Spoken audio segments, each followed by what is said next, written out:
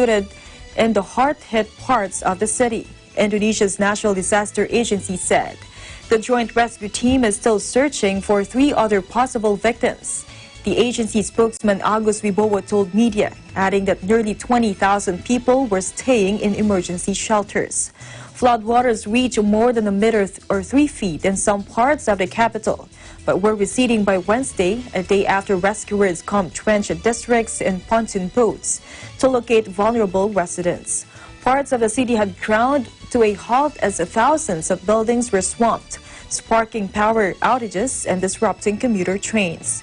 Jakarta, a sprawling city beleaguered by massive traffic jams and poor infrastructure, is prone to flooding during the annual wet season.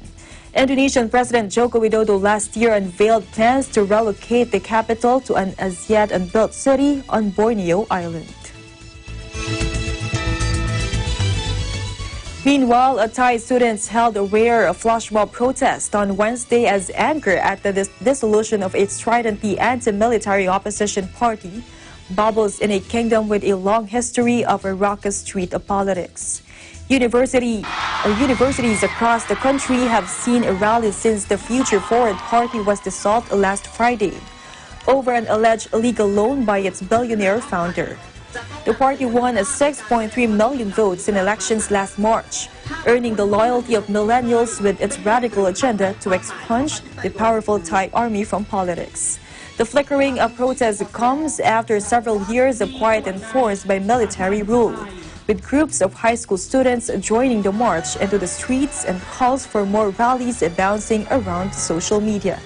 Analysts say the dissolution of Future Forward and the ban of key members from politics, including charismatic founder Thanathorn, could nudge the kingdom back towards mass protests that have scored much of the last 15 years of Thai history. Thai universities have been hotbeds of protest in the past. Bloody crackdowns in the 1970s at Thammasat, a key radical university in Bangkok, are etched into the memory of the pro-democracy movement, which has been routinely smothered in the wake of coups by the arch-royalist military.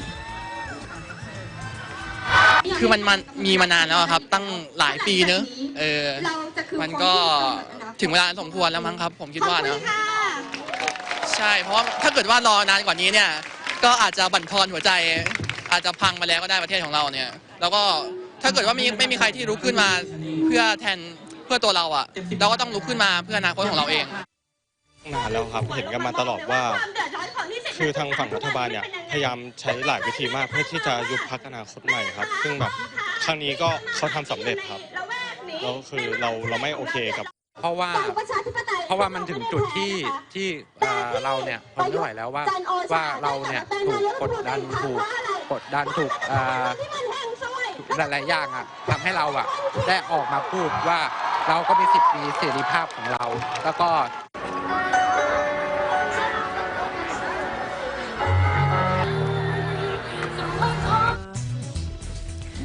Veteran Malaysian politician Anwar Ibrahim said Wednesday a group of lawmakers had backed him to become the country's next prime minister, days after Mahathir Mohamad's shock resignation. But his comments came moments after Mahathir, at 94, the world's oldest leader, said that he wanted to form a unity government and was willing to return as premier.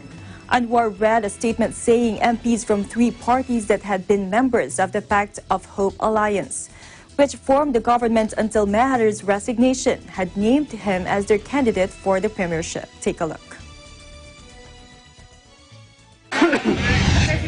Hari ini, ahli-ahli Parlimen Pakatan Harapan dari Keadilan, DAP dan Amanah telah mencalonkan Anwar Ibrahim sebagai calon Perdana Menteri bagi Kerajaan Pakatan Harapan.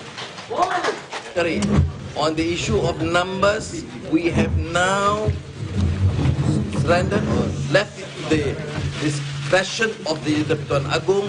It is completely improper, impolite to discuss that question because only the Agong has privy to that matter. What are we likely to do?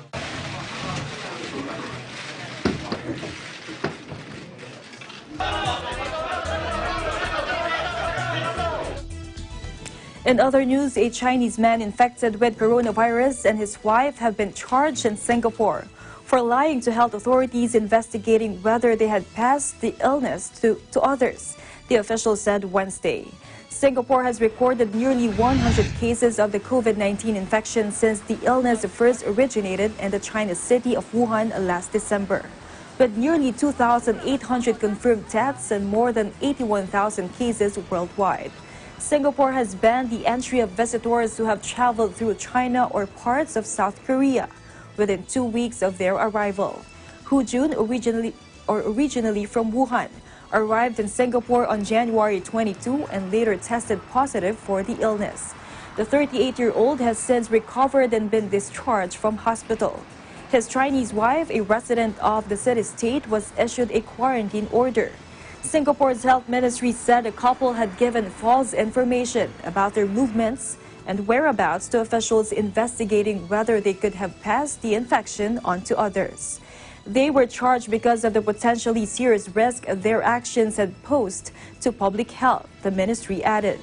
The pair face a fine of up to $7,150 and 6-month imprisonment if convicted. Retracting the movement of those infected with the virus is crucial in tracking down individuals who may have been exposed and prevent further spread. In a separate case, immigration officials said Wednesday it had withdrawn an unnamed foreigner's permanent resident status for violating an order to stay at home in self-quarantine after his recent travel to China. Meanwhile, the Philippine government imposed on Wednesday a travel ban on travelers from North Gyeongsang province of South Korea due to the coronavirus disease 2019 outbreak. Presidential spokesperson Salvador Panelo announced that Filipino tourists are temporarily banned from going to that country and that only permanent residents of South Korea, overseas Filipino workers, and those who are leaving to study will be allowed to fly to the East Asian nation. Take a look. I'd like to announce that the Interagency Task Force on Emerging Infectious Disease met today, and it has approved to impose a ban on the entry of travelers coming from the North Gyeongsang province of South Korea into Philippine territory, effective immediately. With respect to the other parts of South Korea, the IATF shall conduct a risk assessment of the situation within 48 hours to analyze whether it is necessary to expand the travel ban. In the meantime, strict protocols with respect to travelers entering the country from these areas in South Korea will continue to be observed. The interagency has authorized Filipinos to travel to South Korea, provided they are permanent residents thereof, or leaving for study, or are OFWs. They are to execute and sign a declaration signifying their knowledge and understanding of the risks involved prior to their travel. The safety and security of the Filipinos here and abroad remain our primary concern. Our countrymen's welfare is the foremost in the mind of the President and as well as the concerned officials. And they will be discussing this matter and make recommendations with respect to the management of the coronavirus.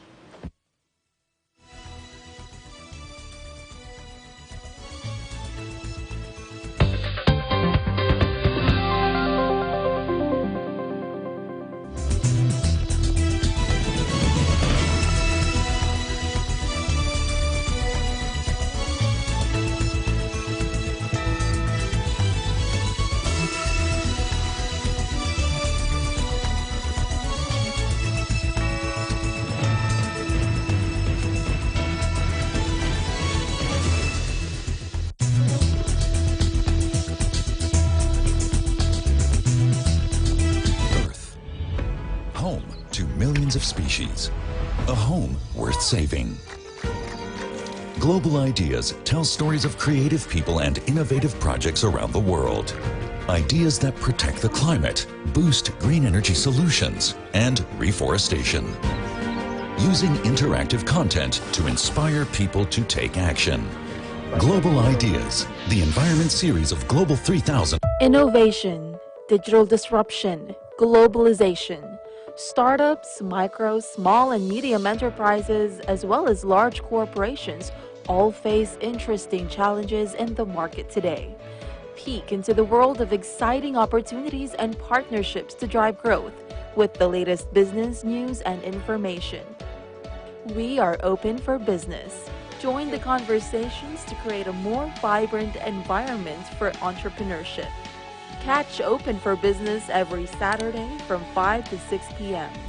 Open for Business, from vision to action.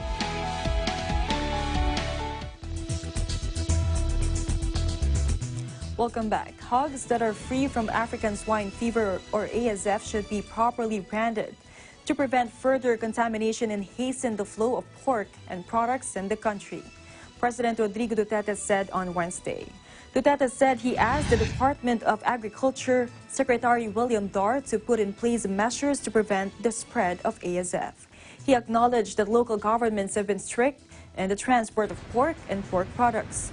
Livestock branding refers to hot branding large stock with a branding iron or other techniques which include a freeze branding, inner lip or ear tattoos, ear marking, ear tagging, and radio frequency identification. Tagging with a microchip implant.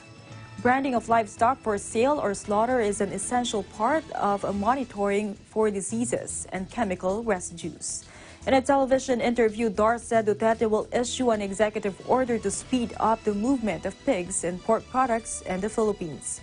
Duterte met with Dar, Interior and Local Government Secretary Eduardo Año, and local government officials at Malacanang on Tuesday to discuss efforts to manage the hog disease.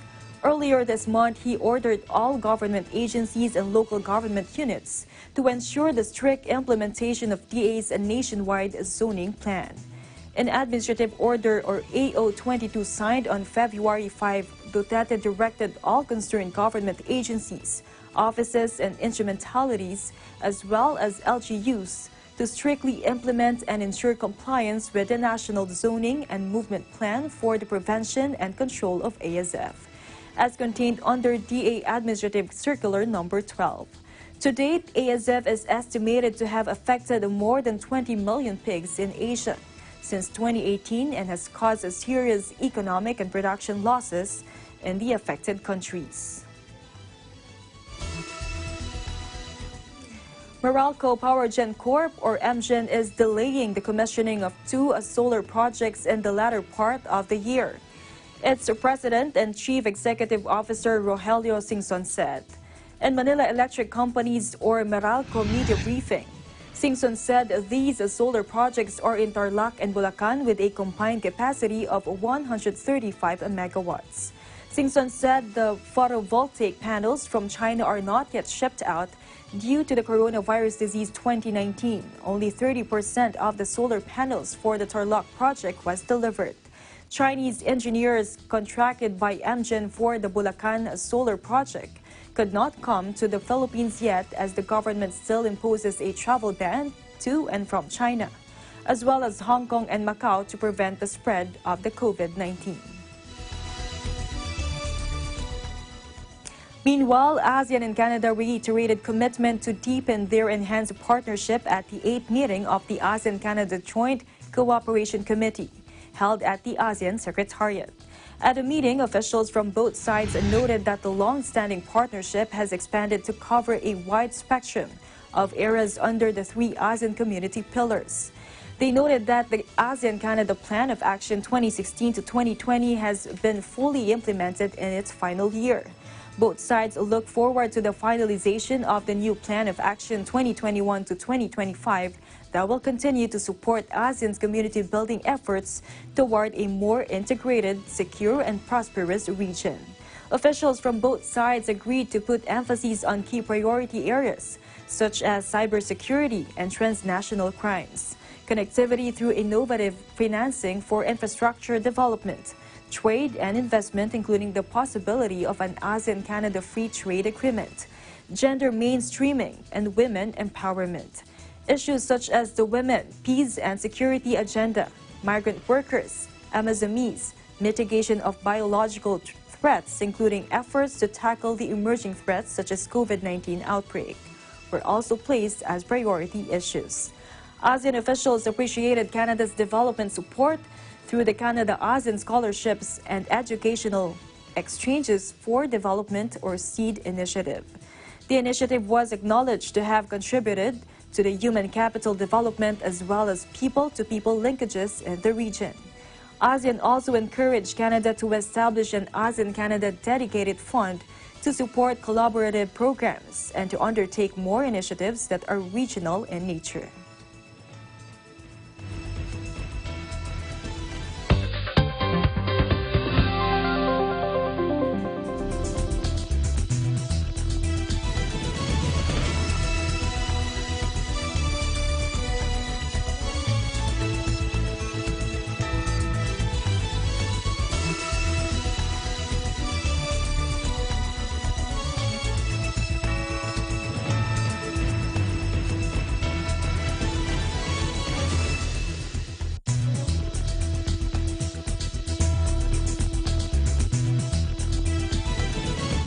Events happen around us all the time, in our community, in our country, around the world.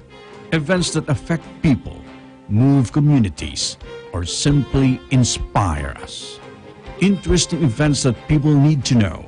In these interesting times, we continue to be a competent partner in delivering news about these events. Fast, accurate, balanced. Eagle News, because we live in interesting times.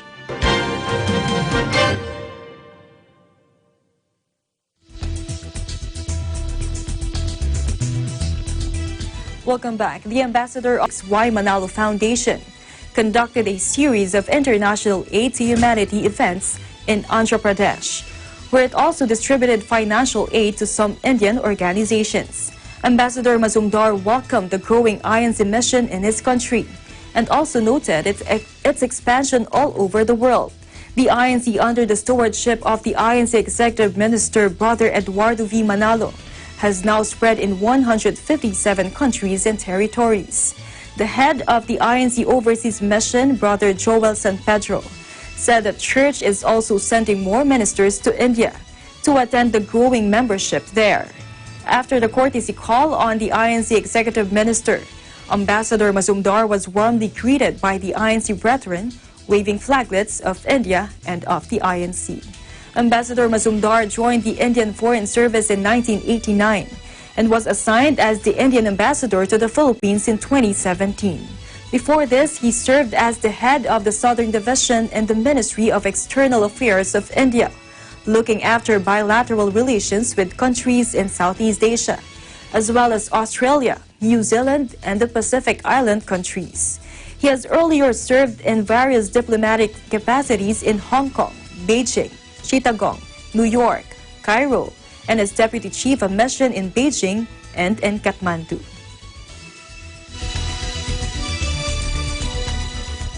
And that is the latest news in the Southeast Asian nations.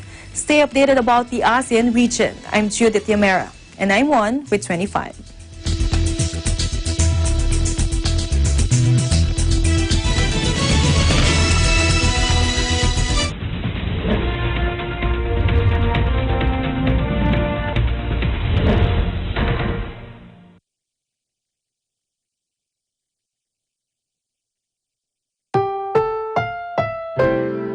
Ang susunod na programa ay rated PG. Ito ay nangangailangan ng patnubay at